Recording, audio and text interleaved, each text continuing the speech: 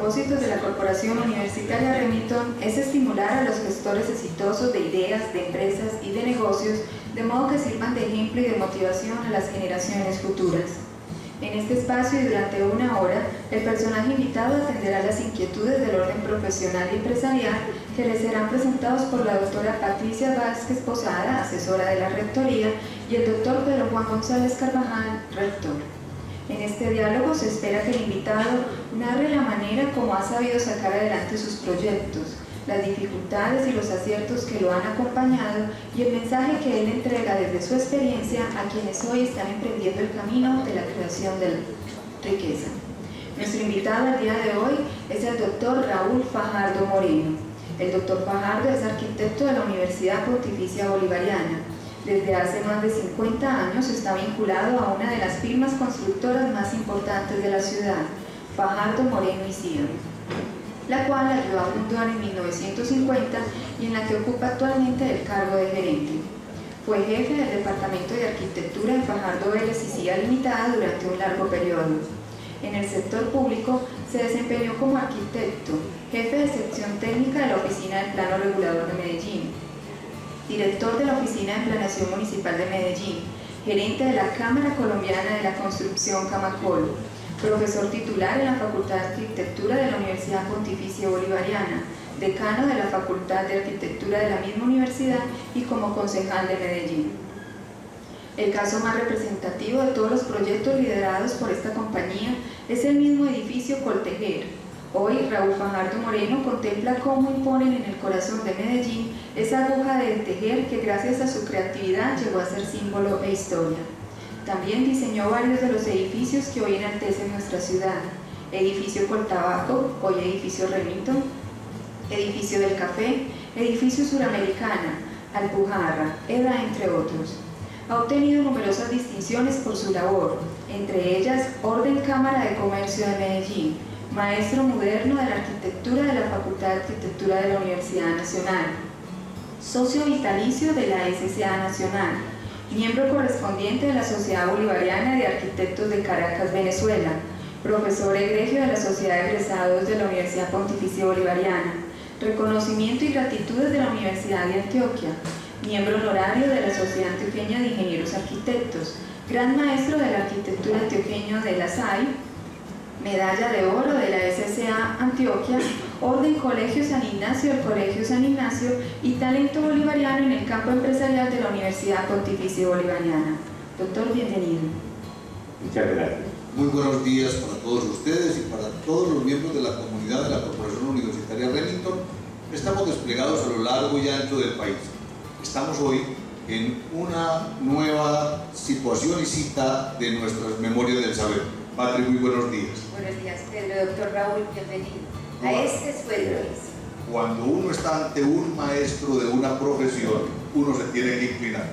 Doctor Raúl, bienvenido y mil gracias por estar acompañándonos en esta oportunidad. Quiero agradecer muy especialmente a la Universidad de Remington por esta sorpresiva invitación que me honra, porque sé de las personas que han venido a estos momentos del saber.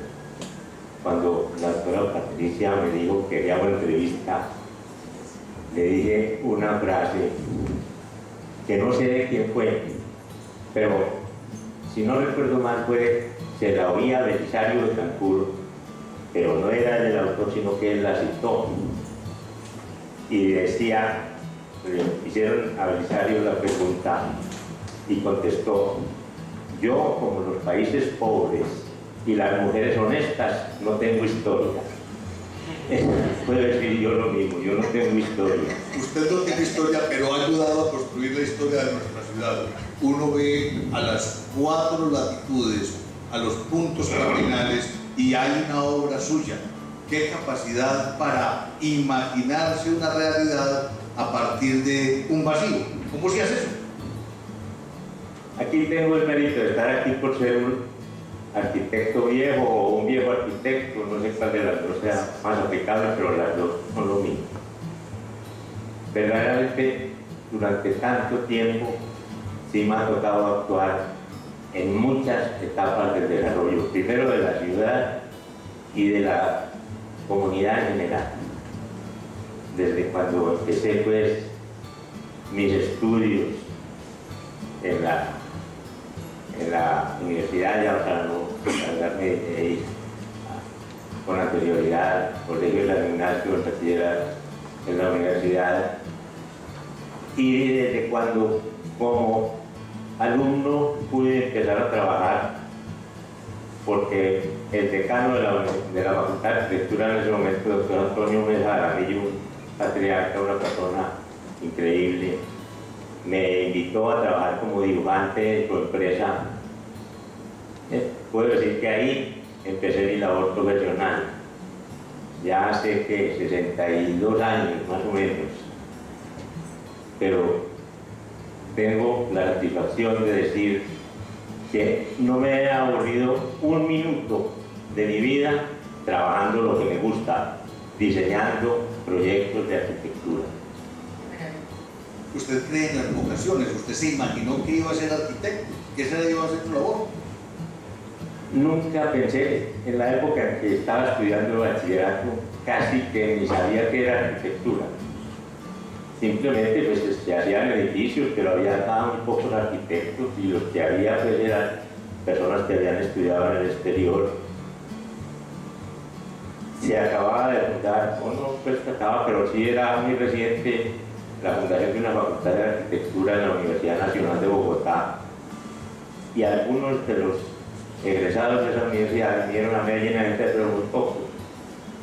Yo, como tal vez me comentaba Patricia, pero pues de los que me hagan preguntas y no yo contar historias que no tienen al caso, pero sí le comentaba a Patricia, mi madre era dueña de una pensión de estudiantes, y a esa pensión de estudiantes venían muchos costeños y muchos caldenses.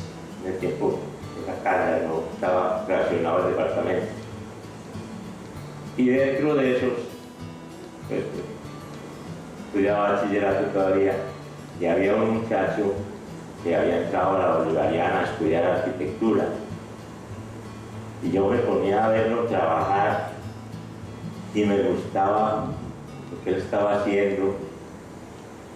Entonces de pronto me decía que le ayudara a poner letras en los planos, y dije, de pronto esta cosa me parece muy interesante, pero ni idea tenía de qué era eso. ¿No algún antojo, pues? Así como que viendo trabajar al otro, dije, podría ser esto.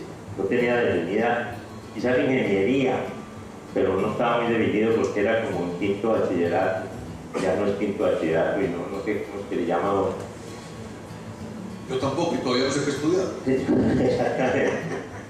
Bueno, y cuando llegó el momento de que ya tenía que definir, dije, no, esto me parece bien, y me presenté a un examen de admisión y lo gané.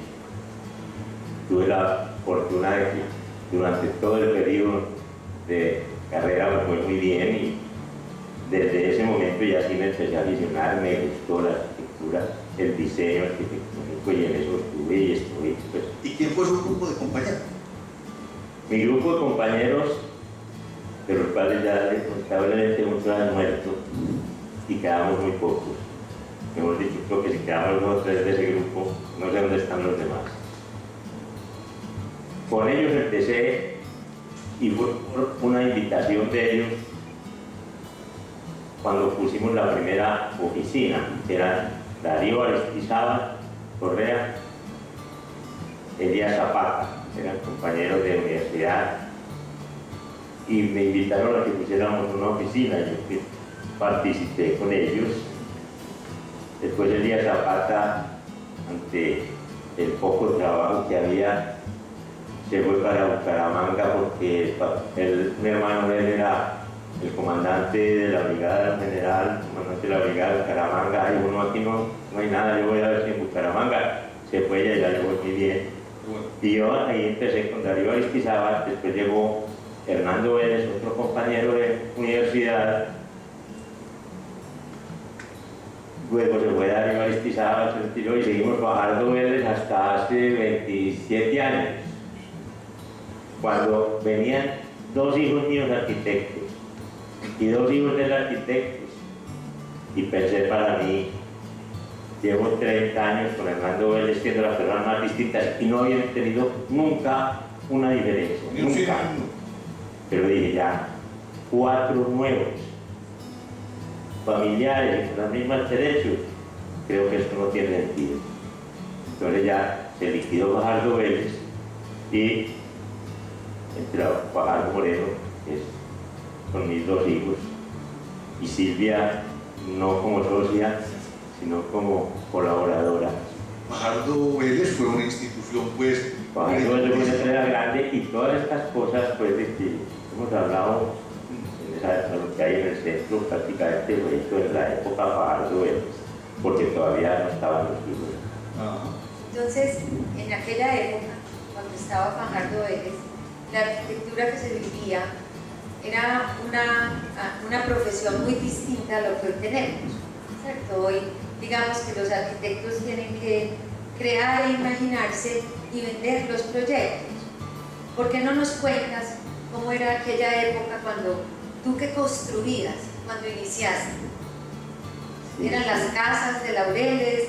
¿Cómo era ese proceso del diseño y del desarrollo de la arquitectura? Es interesante esa pregunta porque el ejercicio de la profesión, que es lo que me ha tocado toda la vida, era muy diferente al actual. En esa época todo se hacía por encargo. A uno lo llamaban, lógicamente, pues, el tío de Darío Aristizábal, que quería hacer una casa en Laureles, el pariente del otro, el amigo del otro, y hacíamos casas individuales, prácticamente en Laureles. Pero definitivamente todo era por encargo. Algún edificio como esto nunca se lo encargaban a uno. Lo otro era, había concursos, y todavía hay concursos, lógicamente, pero en esa época todos estos edificios prácticamente fueron concursos arquitectónicos. Me quedo en ese punto antes de entrar, cuando la ley de propiedad horizontal, que llegó en 1900, no recuerdo bien fecha ni todavía, pero por ahí en 1952 o 53, se creó la ley de propiedad horizontal y pues, lógicamente ya experimentada en muchos países, pero en Colombia no existía la propiedad horizontal, o sea, el régimen contigo. Eso cambió fundamentalmente el ejercicio profesional.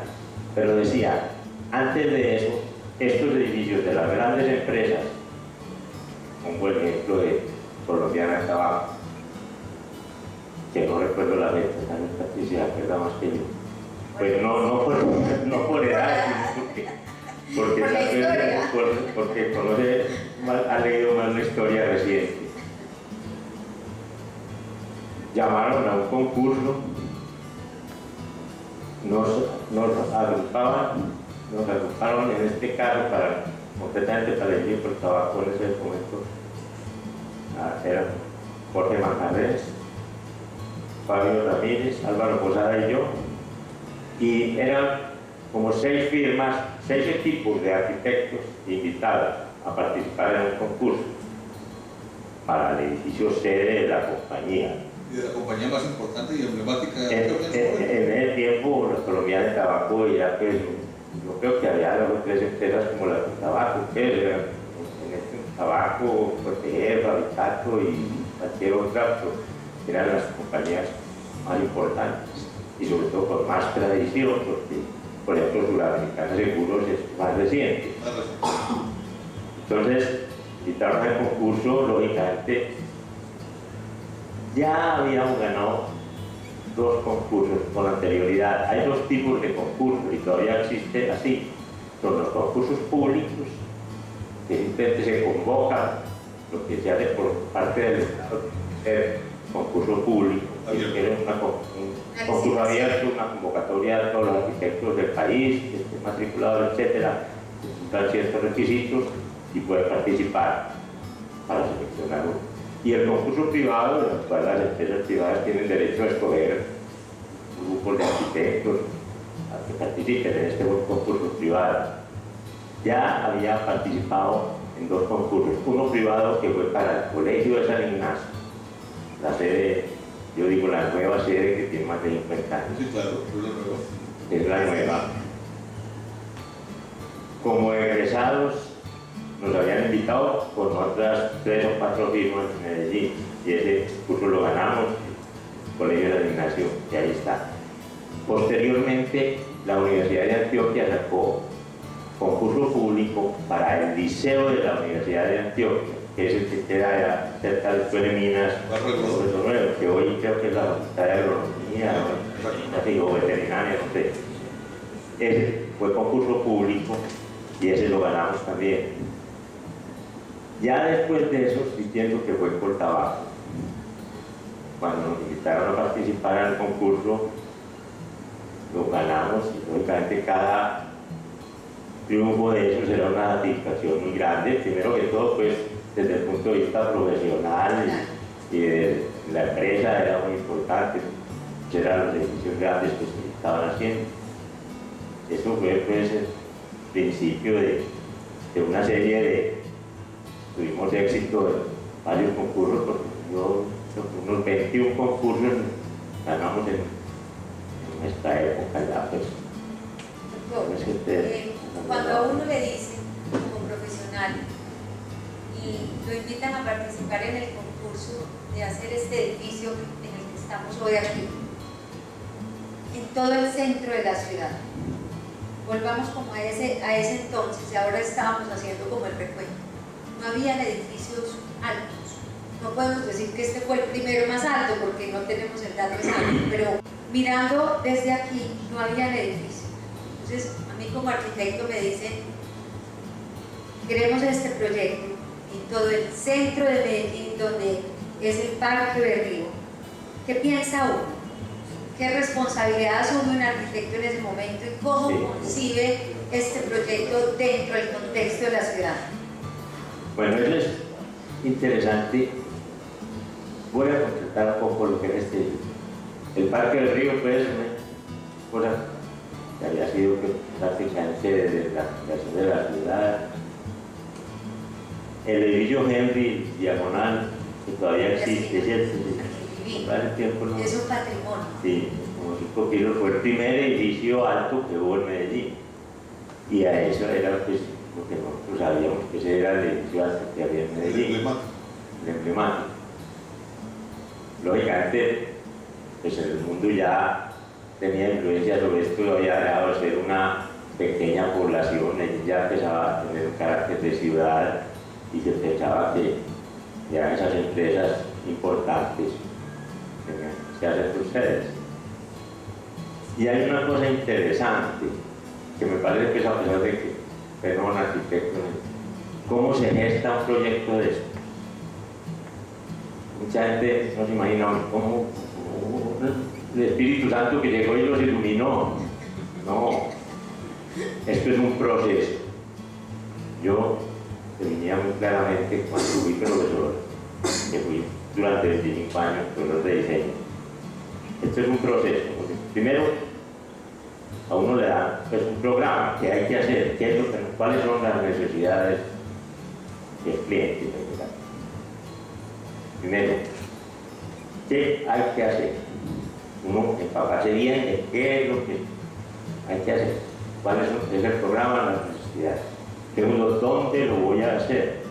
El sitio es este y hay que analizar condiciones físicas, el entorno, condiciones climáticas, bueno, todo tipo de condiciones que influyen sobre el sitio para ver qué voy a hacer, dónde lo voy a hacer. Después de eso, repito, un proceso, definir un objetivo, ya teniendo uno en la mente y muy claro todo qué se necesita y dónde se va a hacer, defino un objetivo. Ya definido ese objetivo, viene la parte creativa, un poco el desarrollo de la imaginación, cómo lo quiero hacer. Ya pues uno plantea de acuerdo a esa, dando respuesta a ese conocimiento total que tiene sobre el programa y el sitio y el objetivo, ya como quiero, ya entra la imaginación hasta gestar un proyecto y llegar a desarrollarlo. ¿En ese momento pensaste que esto iba a ser un símbolo para Medellín? No, francamente no. Pensamos que era una oportunidad de una ciudad que empezaba a desarrollarse y que iba a ser un municipio importante, porque primero pues la ciudad estaba en crecimiento y la empresa que la encargaba era una de las empresas importantes de la ciudad. Pero con lo que tú me dices, recuerdo ya con lo del edificio de Cortejer. El edificio de Cortejer fue también un concurso privado. Nos convocaron a 8 firmas, nos dijeron, pues a cada una de las firmas, no, ustedes pueden buscar asociarse con otros arquitectos. Yo lógicamente siempre estaba arquitectura, para mí siempre estaba en equipo. Llamé a Germán Sanfer, un arquitecto de Bogotá, que había hecho el edificio de Alianza, quien yo conocía, era un buen amigo, Jorge Manafer, acá en Medellín. Y les dije que si participa. A mí era quien, pues a mí hablo de mí, pero a la oficina Pardo Vélez. Lógicamente cuando personalizo no es porque quiera, sino porque los amigos que me invitaron, los llamé a ellos y nos citaron a la presidencia de Cortejer, a todos los concursantes, y yo recuerdo que dentro de qué era lo que ellos querían, el programa pues, que querían para el edificio, que como paréntesis digo, a nosotros nos han echado la culpa que tumbamos el Teatro Unir. Eso ya era un hecho que Cortejer había comprado esa esquina donde funciona el Teatro Unir, el Hotel Europa y eso, y era para hacer un edificio. Nosotros ya en eso no participábamos, ya simplemente ellos habían comprado eso para hacer ese edificio. Bueno, entonces, en esa reunión, dentro de lo que expresaron, pues, lo que necesitaban, de qué se trataba, yo recuerdo que un vicepresidente, el doctor Guillermo Londoño Mejía, dijo una frase que a mí me caló. Digo, hombre, Cortejer quiere un edificio para Medellín que le sirva a Cortejer. A mí me cayó sonando esa frase y cuando terminamos la reunión allá de salir con los otros compañeros ahí del equipo de trabajo nuestro, les digo, Cortejer quiere un símbolo. Y como objetivo, nos planteamos eso, que vamos a hacer un símbolo que respondiera pues, lógicamente a las otras condiciones, las necesidades del programa y del sitio, pero un símbolo. Doctor Raúl, usted mencionó atencialmente el caso del Teatro Unir. Hace 54 años, pues el centro de Medellín era más centro que ahora, porque era la 50 por la 50, el epicentro de todo. ¿Qué pasó? ¿Por cuál razón fue consciente o inconsciente aquella arquitectura medio republicana y medio ancestral fue siendo reemplazada? Algunos dicen que desordenadamente, otros que con ansias de negocio, otros que por un criterio de desarrollo urbano moderno. ¿Qué siente usted como arquitecto con eso? Indudablemente, las ciudades llegan en un momento de su desarrollo, cuando era pues, un desarrollo todavía por ahí en el 48, 49, un desarrollo incipiente. Se creó aquí, ya se veía que Medellín era una ciudad que empezaba un desarrollo. Y se creó una oficina del plano regulador. El plano regulador, segundo, actualmente toda la vida hubo pues, una Secretaría de Obras Públicas, me imagino, y la Sociedad de Mejoras Públicas participaba y opinaba. Era importante en su momento, ¿no? Exactamente. Y opinaba la Sociedad de Mejoras Públicas, hay que hacer tal cosa, tal otra, y que las administraciones del momento atendían las sugerencias o no. Pero cuando ya se creó una oficina del plano regulador y se contrató una firma de urbanistas de carácter internacional, Wiener y Serre, que eran dos expertos urbanistas, Paul Lester Wiener, un gringo, y José Luis Serre, un arquitecto famoso español. Vinieron acá a Medellín y se les contrató para que desarrollaran un plan regulador, que era un plan para prever el desarrollo de la ciudad que estaba en crecimiento. Vinieron ellos, tuvieron pues todo el conocimiento, toda la información que se les daba, ya que yo todavía no trabajaba en un regulador. Posteriormente, creo que por ahí en 1950 entregaron lo que era el plan piloto. Plan piloto, que son las bases del plan regulador que había que desarrollarlo. Es como un POT de ahora. Exactamente. Peor que hoy. Sí. Entonces ya, dentro de eso, se creó la oficina ya más grande, porque ya los consultores americanos, extranjeros habían entregado la parte correspondiente, que era el piloto, pero aquí había que desarrollarlo, lógicamente, con la asesoría de ellos. También vino en ese tiempo un famosísimo arquitecto, Le Corbusier, estuvo pues, visitando la ciudad, pero a mí me tocó en la universidad todavía la visita de él, era una cosa increíble como arquitecto y fue muy entusiasmado por haberlo tenido acá en Medellín. Entonces el plan, ya se acabó bien el plan regulador, y ahí sí me tocó como empleado en la sección técnica del plan regulador empezar a desarrollar el proyecto. Medellín se limitaba, por ejemplo, en la margen izquierda del río, lo que es el costado oriental, por otra banda ya no había nada. Creo que empezaba la Bolivariana, había hecho el primer edificio que había, pero y en Laureles, que se llamaba barrio La Cooperativa, una que otra casa, pero en ese momento todo era el desarrollo, la gente vivía en el centro, todas las empresas, todo era en el centro, era una cosa muy, uno iba al colegio, yo recuerdo que nosotros íbamos al colegio desde por allá, desde Ecuador con Cuba hasta el colegio San Ignacio a pie, pero uno iba a pie después del desayuno y veníamos a la casa y volvíamos. ¿Tenía tiempo de dar la vuelta? Todo, nada de que no había buses, pues los colegios, lógicamente buses había, pero buses municipales, pero pues nada de que hubiera. Muy parroquial. Claro, exactamente, era así. Era una ciudad que es en desarrollo, pero y ese plan regulador dio las pautas del crecimiento. Se planeaba para una ciudad de 600.000 habitantes. Lógicamente, ellos mismos decían, todo plan de estos tiene que ser sometido a revisiones y actualizaciones, cosa que en Medellín no se hizo nunca oficialmente como una revisión, sino que se fue siguiendo el desarrollo.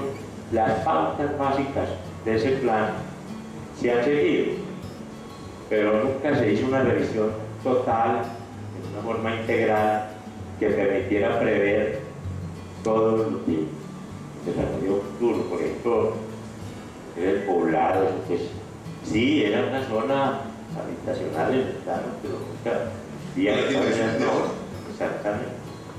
¿Usted qué piensa cuando ve las laderas del Valle de Aburrá por allá llenas de casitas trepadas a punta de riesgo y deteriorando todo? Pues hombre, ese es el problema. Primero que todo, este es un valle muy estrecho. Definitivamente aquí las montañas nos encierran y el desarrollo, si se nos acaba la tierra plana, o por lo menos no tan pendiente como todas las laderas, fue mucho desarrollo informal. Pero la gente, e inclusive lo que en esa época llamábamos urbanizadores piratas, ellos cogían una tierra, una finca y urbanizaban y vendían lotes, eso no había permiso ni nada, pero se desarrollaba. Yo creo que la necesidad fue creando esos desarrollos hasta cuando se trató de regularlos, pero ya pues ya lo que eso fue continuar lo que se había iniciado en una forma informal, formalizándolo y ya unas normas, pautas para el desarrollo de esos sectores. ¿Qué añora usted de esa ciudad que comenzó a transformar?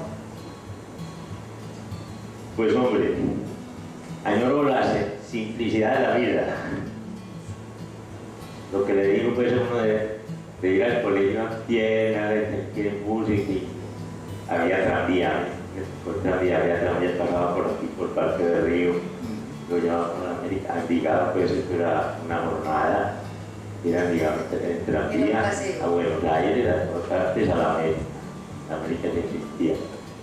Pero era una ciudad tranquila, hasta cuando también influyó mucho la diferencia del país, la guerra política, que en un momento dado, la violencia que hoy tenemos es resultado de una cantidad de factores.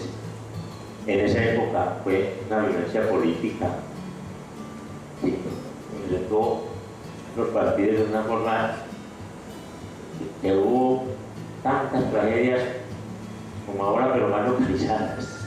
Focalizado. Exactamente. Y eso, yo creo que allá no tiene todo lo El desarrollo que todavía. ha seguido siendo. Pero de resto era una ciudad tranquila, muy agradable, el clima es muy hablar, no es nada del cambio climático que hoy nos amenaza, pero no la eterna primavera. Sí.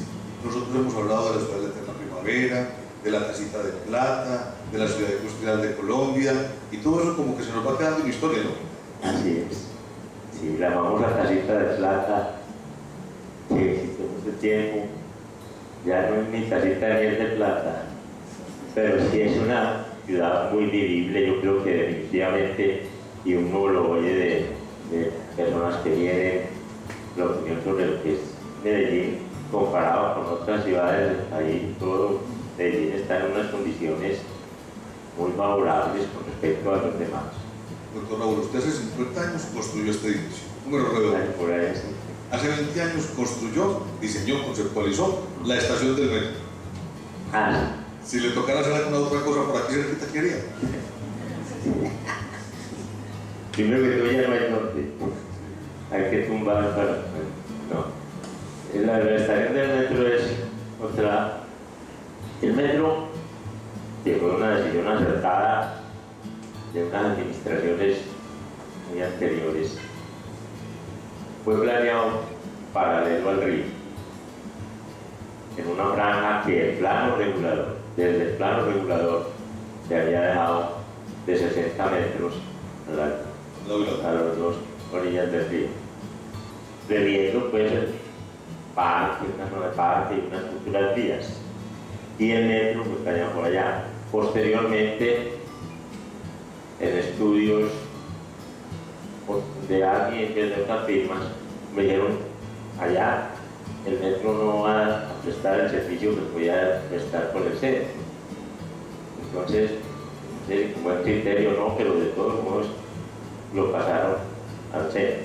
Y dentro de la parada le tocó esto al Parque del Río. A mí me tocó con los arquitectos más, con Gabriel Jolero y con Augusto González, diseñar las 4 estaciones centrales: Prado, Parque del Río, San Antonio y Alto. De las 29 o 26, no recuerdo cuántas son, nosotros diseñamos estas 4. El perímetro del centro.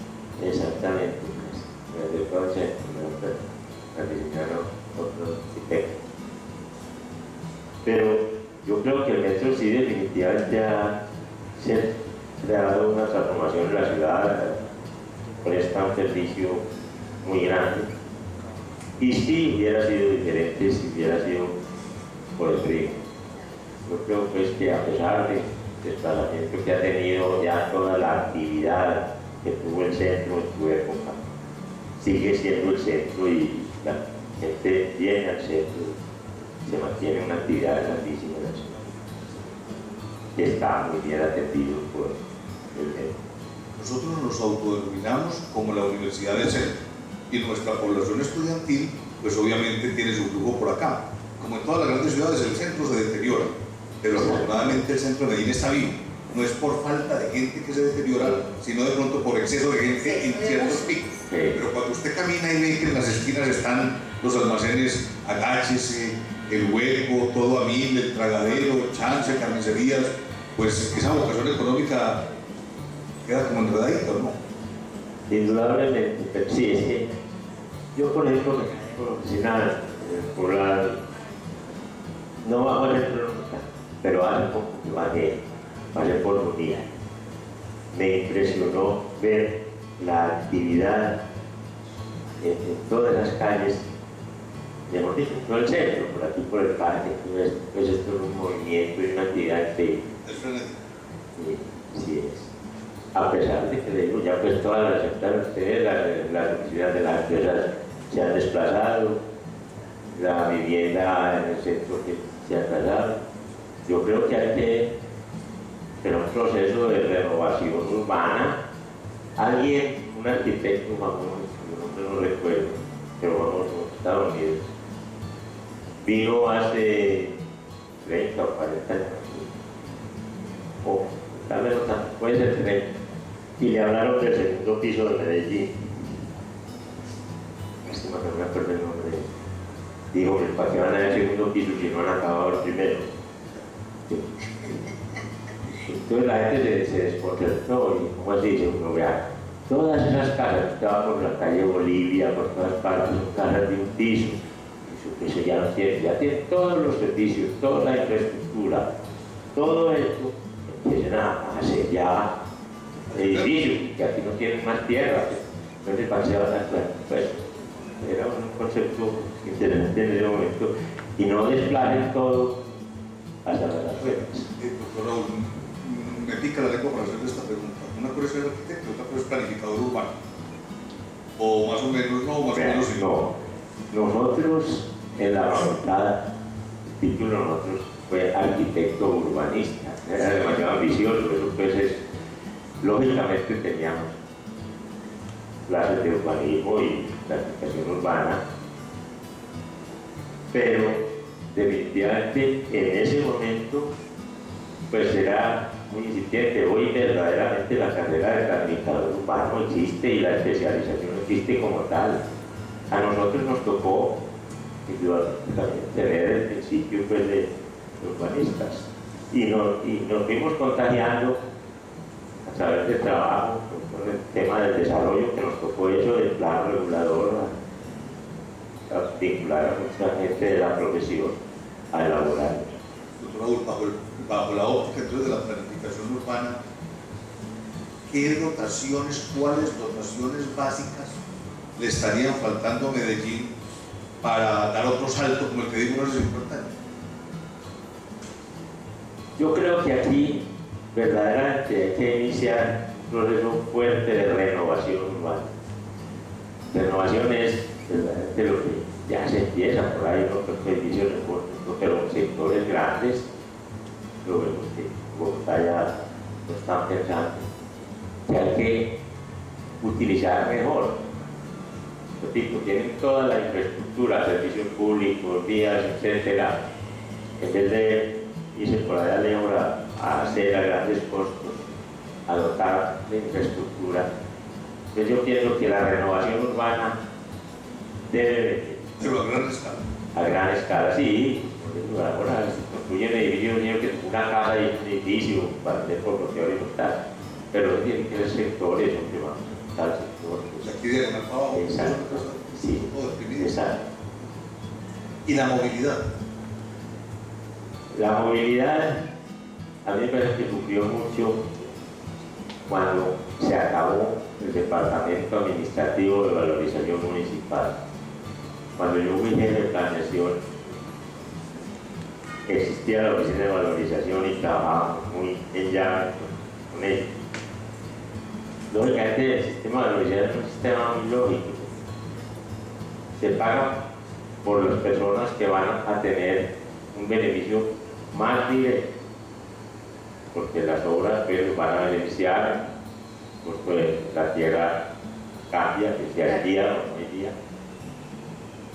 No es muy fácil ya lo que es en el centro, pero en los sectores aledaños, todavía valorización tiene que actuar y volver. Yo creo que ya se han dado pasos para que vuelva. Ahí veo que se han aplazado unas obras. También me parece que es un error consultar un proyecto de valorización a la ciudadanía, sobre todo. Pongo un ejemplo, la obra 500 del Poblado, se planeó, no sé, cuando fue Juan Gómez era alcalde, muy bien, una serie de obras muy importantes que estaban listas, ¿no? Entonces, pues lógicamente la gente decía, hombre, que nos van a cobrar valorización. Entonces se hizo un referendo a la gente que opinaba de la obra 500 y la pregunta es, ¿quiere pagar un impuesto? exactamente, ya le lógicamente el impuesto de valorización que se pagó antes en Medellín para todas las vías que se hicieron importantes, pues eso hay unos plazos muy largos, hay unas financiaciones, etcétera. Lo que hay que hacer es buscar el acercamiento con la ciudadanía, pero no preguntar así, ¿quiere pagar este impuesto que hay? No se ha muerto la obra. Entonces se quedan Algunos críticos, perdón Patri, hablan de la cicatriz de Medellín por la avenida Oriental. Si no hubiera sido por la avenida Oriental, todavía estamos taponados. Pero algunos dicen pues que no fue una cosa miedosa, una masacre. Sí, exacto. Esa fue una de las cosas del plan regular, esa avenida y otras áreas pues, de Ibar, etc. Son obras previstas en el plan regular. Lógicamente, la avenida Oriental no era por ahí, sino por el palo, pero se desplazó. Una cuadrita. Sí, exactamente, se desplazó un poquito hacia el oriente. Pero si no hubiera sido por lo menos esas cosas que en el plano regulador estaban planteadas, se desarrollaron muchas. Lo mismo la carretera al Poblado, que se ha castigado, era una carretera destapada. ¿Una sola vía? Sí, una sola vía y el tranvía pasaba por ahí. Doctor Raúl, para muchos de los que están presentes en el auditorio, que son muy jóvenes, y para nuestro público, en Medellín existió la Sociedad de Mejoras Públicas. Y la Sociedad de Mejoras Públicas era una organización que se echaba a la ciudad al hombro. En todos los campos intervenía y opinaba. Ahí estaba representada, digamos, la fuerza viva de la ciudad. Eso se fue extinguiendo y nadie la reemplazó. ¿Usted qué dice alrededor de eso? A mí me tocó ver ya la declinación de la Sociedad de Mejoras Públicas, porque la reemplazó ya el plano regulador con proyectos y todo. Pero definitivamente lo que antes se hizo por la Sociedad de Mejoras Públicas. Como le digo, ellos eran los que opinaban, eran personajes de toda índole, no conocí, no me tocó pues, conocer mucho de eso, porque es anterior, pero sí fue una organización que tuvo una influencia en el desarrollo de Medellín inicial y fue muy benéfico. Porque usted dice, yo creo que todavía eso ya no es público. Todavía hay, pero ya pues es una cosa que no queda en el recuerdo. no participa. La Sociedad de Mejores Públicas era muy vigilante. Sí, Era completamente vigilante y activa. Hoy ya no existe. Sí, Tiene otra misión. existe, creo que sí hay. Existe, pero es que se preocupaba desde la vacunación, la salud pública, el alcantarillado, El arte, la vías, cultura. el zoológico, todo. ¿Cierto? Sí. Zoológico, ¿qué relación con el zoológico? Ahí oí que se iban a llevar, es triste porque es eso. Es esto, una cosa es tener que ir al zoológico, que se quede yo no sé dónde, y otra cosa es que para por ahí la llevamos al zoológico y así está. Ahí pegado Esa es la parte. Lógicamente también, pues es sitio muy difícil que allá debe haber animales, o hay que incorporarlo más bien al desarrollo urbano, en sentido, simplemente como espacio público, yo creo que se puede considerar como un espacio público importante y ojalá la hagan ahí. el uso y destino del suelo, del lugar donde vivimos, pues no debe ser solamente un tema de especialistas, sino uno saber en qué ciudad está, en qué pueblo está, en qué comunidad está y por qué ciertas cosas tienen que estar en ciertos lugares. ¿Usted considera que para el caso de Medellín eso está claro? pero de pronto hubo una exageración en las ciudades que se zonificaban y el plano regulador zonificó mucho todo lo que era Medellín. Zonificaba que este es área de vivienda, este es área de tal cosa, este es de comercio, este es de industria. Yo creo que la mezcla de usos no es mala en sí misma.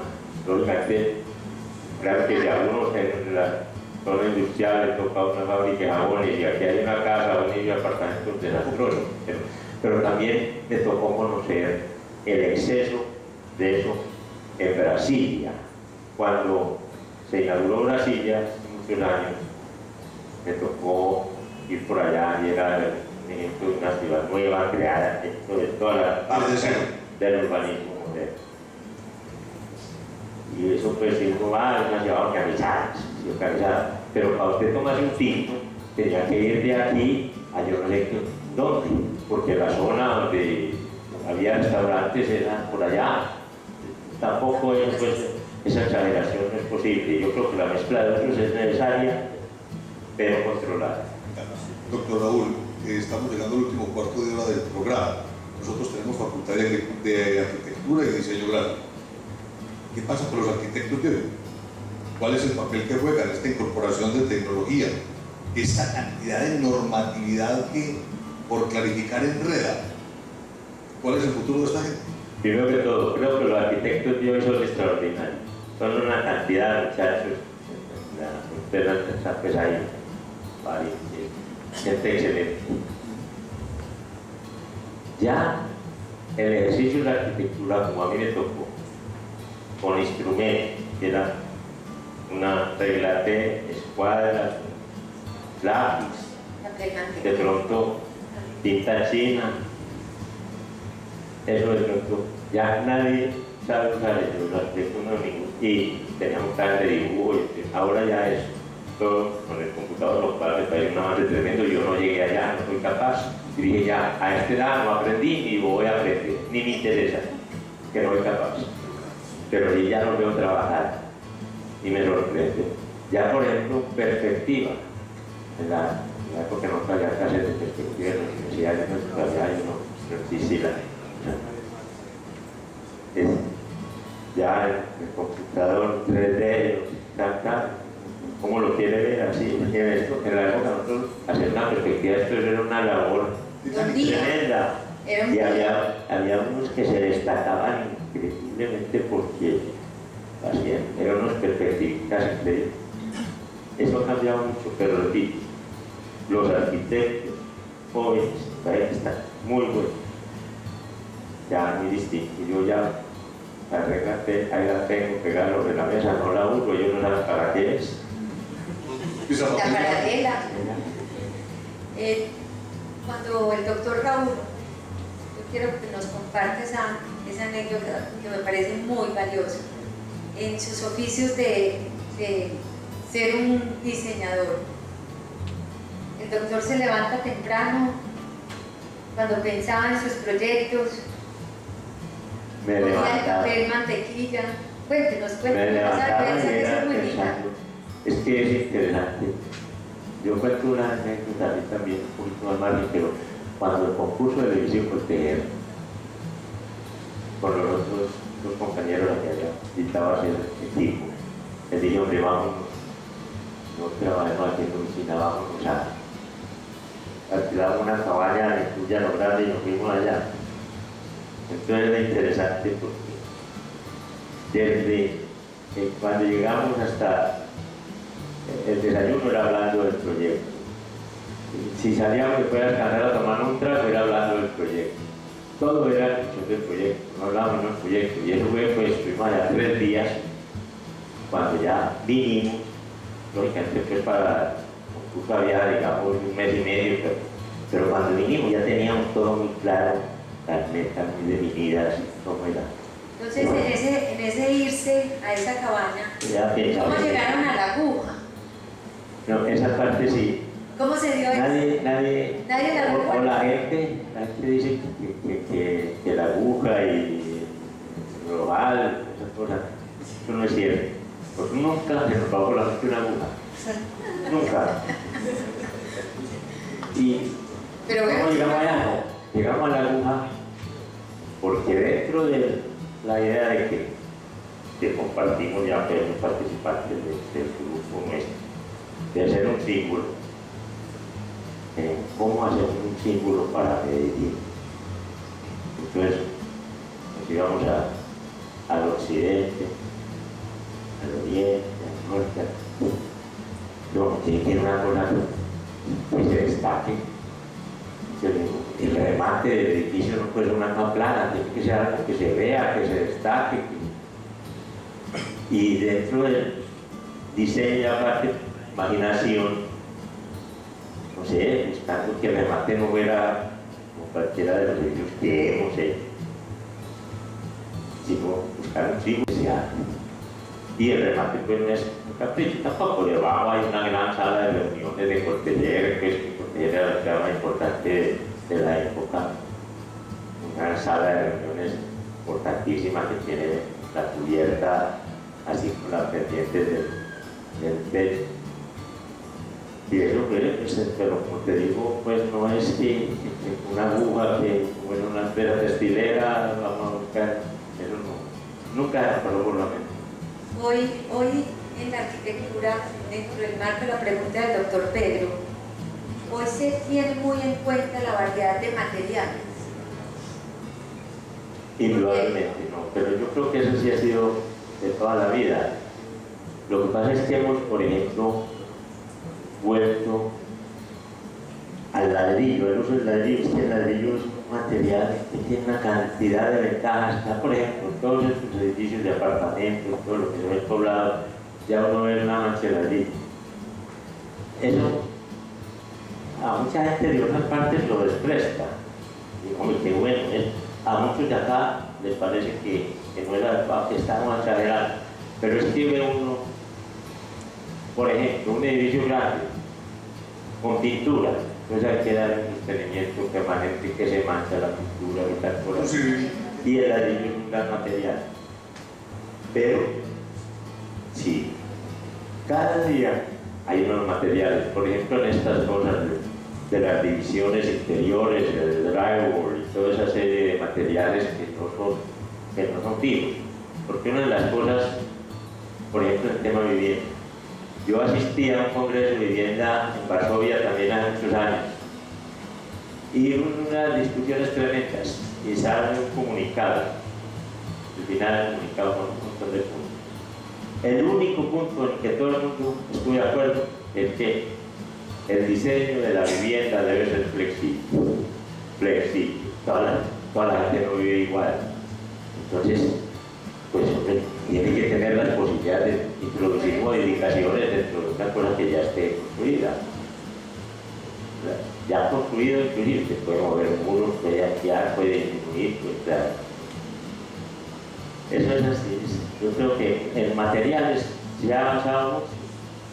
Los materiales tradicionales siguen teniendo vigencia. Son materiales muy buenos, la madera, por ejemplo, etc., ladrillo. Pero cada día hay materiales nuevos que satisfacen necesidades nuevas. Ha habido siempre como una cortés distancia entre los arquitectos y los ingenieros, sobre todo ingenieros civiles, ingenieros de construcción, geólogos. ¿Eso cómo se vuelve complementario? Lo que es necesario es que nos necesitamos mutuamente. El arquitecto no es un diseñador de estructuras, claro, pero tampoco el ingeniero nos puede imponer la estructura.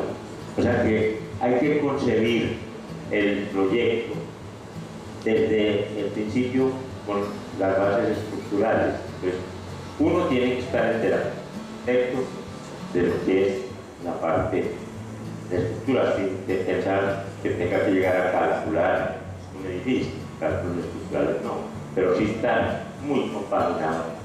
Ni los ingenieros pueden hacer por pensar proyectos de edificios, o sí fuera, que los pueden hacer, pero no será muy fácil. Ni los arquitectos podemos prescindir de la colaboración de los ingenieros, que también es indispensable. Planear sobre la marcha es muy complejo. cómo hacer hacia el futuro que Medellín sea sostenible, ambientalmente amable, para que sigamos teniendo la posibilidad de tener un buen vivir. Ese es el tema de la actualidad, la arquitectura sostenible. Y está apenas empezando. Yo creo que en ese campo es donde las universidades tienen que, a nosotros no nos pasó por la mente cuando estudiábamos, la arquitectura sostenible era descartable, lógicamente pues no había los cambios climáticos actuales, pero yo creo que el campo de la educación tiene que, en la arquitectura de todo, tiene que hacer mucho énfasis hoy en ese tema de la arquitectura sostenible. Y estamos, yo creo, un poco retrasados. Correctivos, habría que hacer en Medellín con lo que tenemos. Esa es una pregunta muy difícil. Pues empieza desde que no se debe contaminar la ciudad con los combustibles de los automóviles. Ahí empieza ya gas, bueno, ya de cosas. Lo otro es el verde. Ya vemos que se están haciendo aquí edificios cerca de la Alpujarra y el edificio de la Libertad, que son, pues, que empiezan a pensar ya en una arquitectura sostenible. Me parece que hay que dar el ejemplo en esos edificios públicos de ese tipo de desarrollo de arquitectura sostenible. Y hay mucho por hacer. Sobre lo viejo, diría, por ejemplo, que la terraza del edificio con tabaco, en vez de ser para unos usos, no sé qué, puede ser un jardín verde. Sí, podría ser, indudablemente. Todas esas cosas pues ayudarían al cambio climático, sí, todas las que quisiera, pero hay que empezar. Exactamente. Y posteriormente, repito, ya la arquitectura sostenible es lo que viene, les toca hacer. Ayer advertía el secretario general de la ONU que en la primera quincena de octubre nacerá el terrícola número 7.000 millones. Un montón de gente, ¿ya? Sí. ¿Cómo vamos a hacer para administrar 7.000 millones de peludos que están expeliendo gas carbónico, produciendo basura, demandando energía? ¿Qué hay desde la arquitectura con eso? No, ese es el tema. La arquitectura sostenible, por ejemplo, habla del aprovechamiento de las agualluvias para el uso, pues fuera del que es el acueducto acuático, para el uso en los edificios, que el sol, la ventilación, que no nos obligue tanto a aire acondicionado. Todas esas cosas válidas, indudablemente, y hay que empezar a ponerlas en práctica porque no las tuvimos en cuenta anteriormente.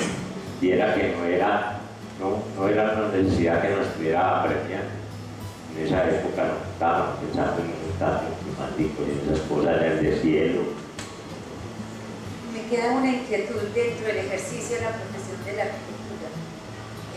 ¿Es válido hoy poner los estudiantes frente a un papel mantequilla, una regla de un lápiz, y igualmente hacer el ejercicio en el AutoCAD, en el contratador? Me queda la inquietud es prescindir de una cosa que fue tan valiosa y tan importante a dejarla en otra. ¿Qué recomiendas? Pues yo creo que es que ya es inevitable y es obsoleto pensar en que un arquitecto nuevo vaya a empezar a trabajar con instrumentos de dibujo como eran las escuadras, las techo. Antes, por ejemplo, para sacar una ala, cualquier cosa, un edificio, uno tenía que empezar a medir con una escala, multiplicar. Ahora simplemente cogen el perímetro, pasan un programa, ¿sabes?, por todas las dimensiones que tenga, y sale el área. Y ya, uno no sabe, yo no sé manejar eso, por ejemplo, no tengo ni idea de para qué compré yo a hacer lo que hacía antes. Digámoslo pues, día mientras ellos lo hacen en 15 minutos. Hay ciertos fundamentos técnicos que de todas maneras se consolidan. Por Sí. ejemplo, volver a coger la regla de cálculo sería muy complicado. Esa es una cosa. Ya por ejemplo, veo uno que está en lo que simplemente las calculadoras, ya 2 por 5 y entonces sacan la calculadora y multiplican 2 por 5, 10. Pero ya es la costumbre. Vamos perdiendo esa agilidad, en Ah. ese momento era tan importante. Sí. Ya. Pero Doctor Raúl, eso no se atrasa, eso pasa. usted hablaba de la valorización, de pronto en Medellín nos equivocamos porque asociamos valorización como forma de financiación a valorización como empresa que maneja una forma de valorización. Muy bien, no hemos podido en Medellín con la plusvalía. ¿Qué opina usted de eso? La plusvalía es básicamente un impuesto donde el sector público invierte, pero para después captar parte de la valorización que hoy se le están llevando todos los privados, ¿no? Sí, es lo que usted dice, eso pues, ya desde hace varios años, ya se come la plusvalía y no se ha podido implementar la forma de cobrar la plusvalía. Pero no es así, en ninguna parte están así. En Colombia no cuaja. No ha podido. Es una cosa que es muy difícil. La valorización es algo más concreto, más específico. Es que tiene. Y es de corto plazo, ¿no? Y es Ahí está. exactamente la plusvalía es Fácil. No. Un gran agradecimiento al doctor Raúl por habernos acompañado hoy. Yo creo que nos ha sembrado una semilla de esperanza, de llevar una profesión muy en alto y de que perseverar, hacer lo que a uno le gusta, siempre estar contento, sentir con pasión lo que se hace, avanza uno en la vida y llega uno muy lejos. Y es muy rico saber que hay gente de carne y hueso que es la que ha tomado las decisiones y ha afectado positivamente el lugar donde uno vive. Doctor Raúl, mil gracias a usted en nombre de la Corporación Universitaria Remington en sus 15 años y de la ciudad, por Dios, porque es que parte de la transformación ha sido obra suya, mi padre. Antes de terminar, quiero como recordar algo importante que se me ocurrió pensar ahora. Miren qué curioso. El doctor Raúl hace 50 años construyó este edificio. Hace 96 años mi padre fundó la Remington aquí. aquí la En este lote. Y mira lo que sucedió. Hace 12 años empezamos un proyecto de posgrados y extensión que yo y la directora me tocó corresponder pues a ese momento histórico de la Remington en el lote de la Francia, que a donde hoy estuvo. Sí. Miren qué curioso. Quería, No, qué lindo. Digo una vuelta. Digo una vuelta. Doctor Raúl, mil gracias, padre. Muchas gracias a todos A todos, ustedes, muy muchas amables. gracias. Y estamos